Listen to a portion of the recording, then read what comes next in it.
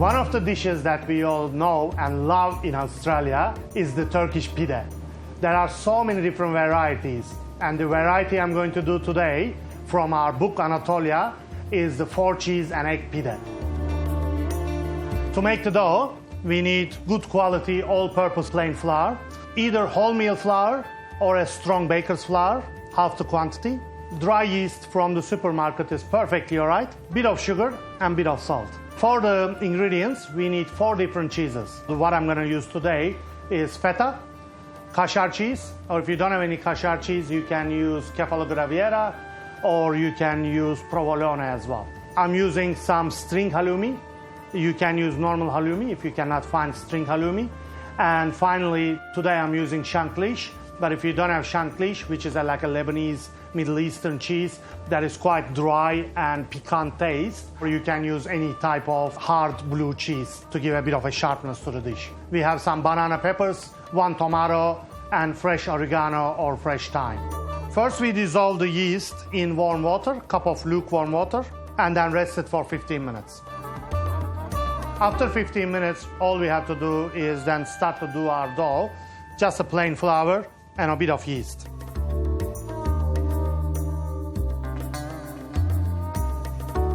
If the dough is sticking to the surface, this is when you use the other type of flour, which I'm using in here, the strong flour, and make sure that your bench has lots of flour on it, so you can roll your dough much easier. Okay, our dough is ready, so we put it in the shape, and we cover it with a damp cloth and rest it for half an hour. Now our dough is ready, so all we do is we just roll that into a cylinder and cut it into 4 pieces, and then roll each piece. You can use a bit more flour if you want, the strong baker's flour, and we rest this for another 10 minutes. While our dough is resting, I'll just chop the tomato and the peppers. And then we need to shred our cheese as well.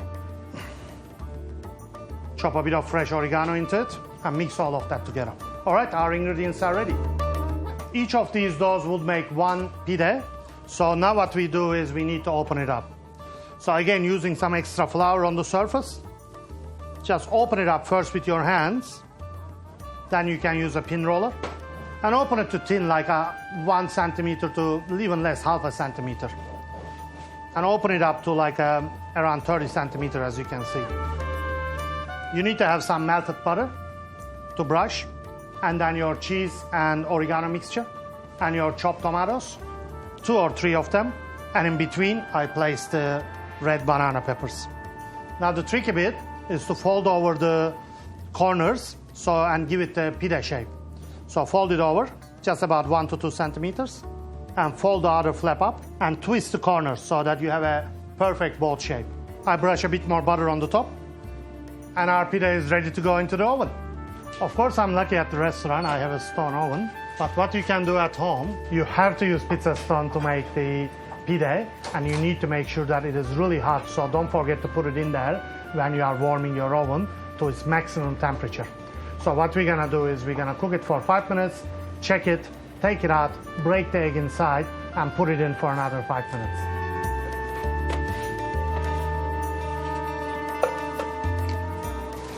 And another 5 minutes and it should be ready. So here we go, our pide is ready, and you've seen how easy it is. So next time you can make your own. If you want to put the different things on it, go for it. You can do with lamb mince, sucuk Turkish sausages, pastırma, dried beef, and this is a perfect dish for breakfast, for lunch, for dinner, any time of the day.